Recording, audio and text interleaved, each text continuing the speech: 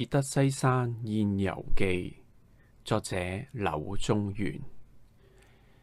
自余為陸人，居士州，行序律。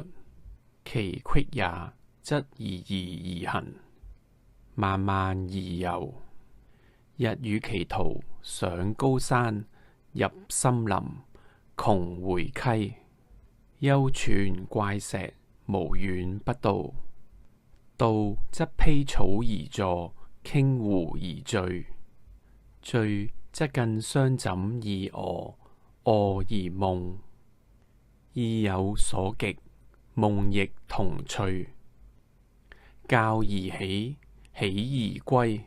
以為凡是洲之山水有異態者，皆我有也，而未始知西山之怪特。今年9月28日，因坐法華西亭，望西山，始指異之。遂命僕人過湘江，沿堰溪，卻遵望焚茅伐。窮山之高而止，攀援而登，積聚而傲。